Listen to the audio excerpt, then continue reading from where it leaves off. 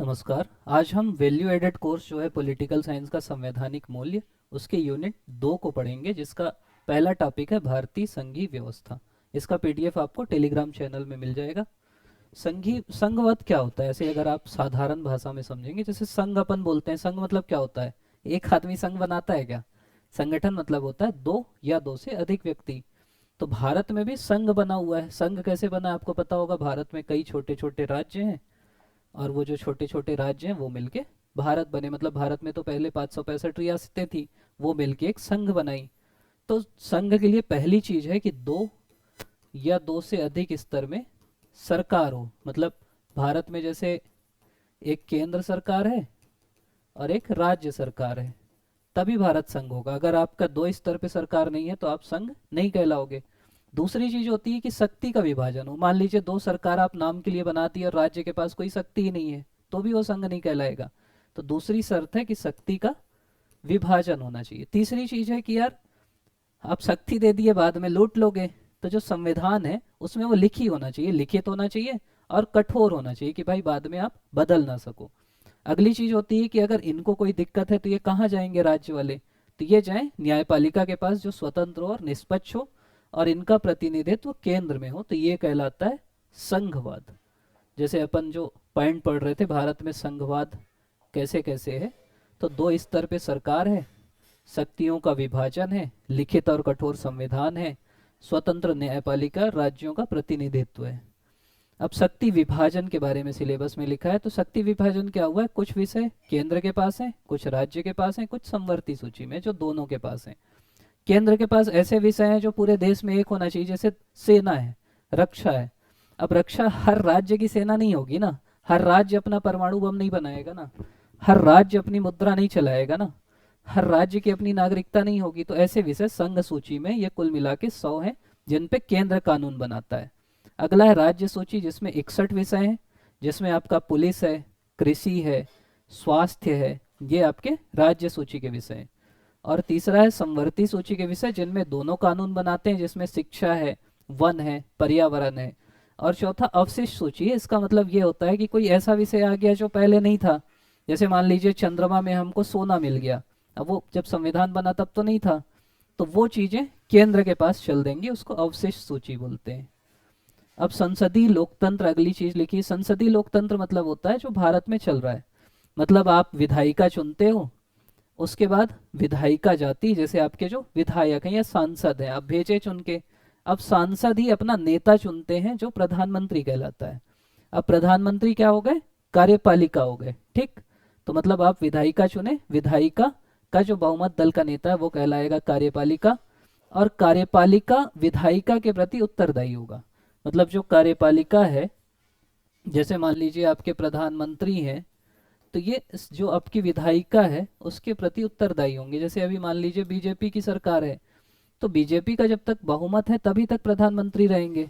मान लीजिए जो हमारी विधायिका है, जो संसद है, वहां बीजेपी का बहुमत कम हो गया, तो प्रधानमंत्री या कार्यपालिका हट जाएगी। तो कार्यपालिका मतलब प्रधानमंत्री, मुख्यमंत्री, मंत्री। विधायिका मतलब आपके विधायक, सांसद। तो पहली चीज है विधायिका कार्यपालिका का चुनाव करती है और कार्यपालिका विधायिका के प्रति उत्तरदायी होती है। इसकी विशेषताएं अगर आप बोलोगे तो एक होती है सामूहिक जिम्मेदारी। सामूहिक जिम्मेदारी मतलब जितने मंत्री हैं ना, सबकी जिम्मेदारी होती है। ऐसा नहीं कि एक मंत्री किया तो केवल उसकी जिम्मेदारी, पूरा जो कार्यपालिका है उसकी सामूहिक जिम्मेदारी होगी। दूसरा होता है शक्तियों का पृथक्करण। अभी अपन देखे कि विधायिका अलग है, कार्यपालिका है, न्यायपालिका है, मतलब तीनों अलग अलग होते हैं। और अगर आप और अच्छे उसमें देखेंगे तो ये बड़ी सी विधायिका है, इसी में छोटा सा भाग कार्यपालिका है और अलग से न्यायपालिका है। मतलब ये जो तीन शक्तियां हैं, विधायिका, कार्यपालिका और न्यायपालिका, इनका विभाजन हो रहा है। फिर शासन किसका होता है संसदीय में? आप अपने को इमेजिन करिए, किसका होता है? जिसको बहुमत मिलता है उसका शासन होता है। राजनीतिक एक रूपता मतलब उसी पार्टी का शासन है, तो सभी एक ही पार्टी के रहते हैं ना जनरली। और इसमें विचार विमर्श भी होता है कि भाई अलग अलग पार्टी के लोग संसद में बैठते हैं, वो विचार करते हैं, विमर्श करते हैं, आलोचना करते हैं। तो ये संसदीय लोकतंत्र है। इसी से आगे अपन एक पढ़ लेते हैं। अगला है कार्यपालिका संसद के प्रति कैसे उत्तरदायी होगी। कार्यपालिका मतलब अभी मैं बताया कि आपके प्रधानमंत्री और मंत्री, ठीक। अब वो किसके प्रति उत्तरदायी होंगे? संसद के प्रति उत्तरदायी होंगे। तो कैसे उत्तरदायी रहते हैं?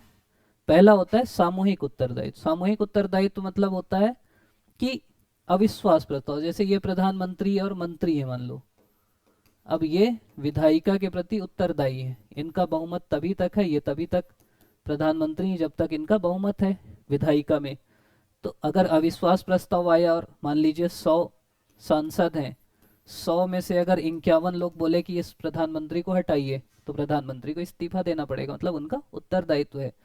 दूसरी चीज जो बजट है, जब आप लाओगे तो उसको संसद में लेके आओगे, संसद ही स्वीकृति देगी, तो इससे भी आप उत्तरदायी होगे।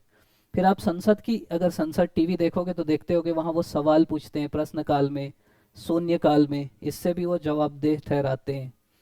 अलग अलग संसदीय समितियां बनती हैं, उससे भी जवाबदेही तय होती है। फिर स्थगन प्रस्ताव आता है, बहस होती है वहाँ, उससे भी जवाबदेहीता आती है। विश्वास मत होता है, निंदा प्रस्ताव आता है उनका निंदा करने के लिए, जो वो विधेयक लाते हैं उस पर चर्चा होती है, उस माध्यम से वो जवाबदेह बनते हैं। तो ये इस प्रकार से विधायिका आपके कार्यपालिका के प्रति जवाबदेह होती है। अगली चीज है कि स्वतंत्र और एकीकृत न्यायपालिका।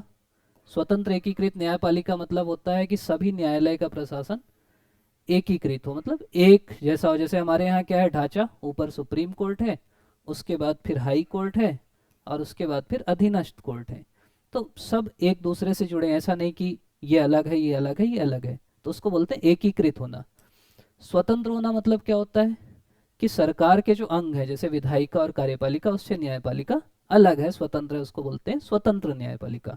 मतलब पक्षपात और भय के बिना न्याय हो, कानून का संरक्षण हो और अधिकारों की आपकी रक्षा हो। इसीलिए स्वतंत्र न्यायपालिका होती है कि जो मेरा अधिकार है उसकी रक्षा हो, कानून के हिसाब से शासन हो। अब न्यायाधीश स्वतंत्र कैसे रहते हैं? सबसे पहले तो नियुक्ति उनकी योग्यता के आधार पे होती है, कोई भी न्यायाधीश नहीं बन सकता, राष्ट्रपति करते हैं, तो वो स्वतंत्र होंगे। दूसरा, उनका कार्यकाल फिक्स है कि यार 65 के सुप्रीम कोर्ट में, 62 हाई कोर्ट, तो वो स्वतंत्र रहते हैं। अगला, उनको हटाने के लिए ना महाभियोग लाना पड़ता है। उनके जो वेतन और भत्ते हैं वो आप वित्तीय आपात के अलावा कभी कम नहीं कर सकते। अगर आप उनकी अवमानना करें तो वो आपको सजा दे देंगे, और उनकी अपनी शक्तियाँ होती हैं, इसलिए वो स्वतंत्र होते हैं। अगर हम ये देखें कि क्या जरूरत है भाई न्यायपालिका को स्वतंत्र करने के लिए, तो सुशासन का जो मूल तत्व है वो जरूरी है, न्यायपालिका को स्वतंत्र करता है। सुशासन मतलब अच्छा शासन। तो न्यायपालिका ही तो देखेगी ना कि शासन अच्छे से हो रहा है, कानून के हिसाब से हो रहा है, संविधान के हिसाब से हो रहा है। दूसरा, यही संविधान की व्याख्या करते हैं, ठीक, मौलिक अधिकार की रक्षा करते हैं, यही कानून का शासन स्थापित करते हैं, और नियंत्रण और संतुलन के लिए भी जरूरी है, मतलब हर अंग एक दूसरे के ऊपर नियंत्रण करे, संतुलन करे। अगले लेक्चर में हम यूनिट 3 देखेंगे और उसके बाद यूनिट 4 देखेंगे, वो अपलोड हो गया, आप देख लीजिएगा। आप देख रहे हैं, इसके लिए आपका बहुत बहुत धन्यवाद।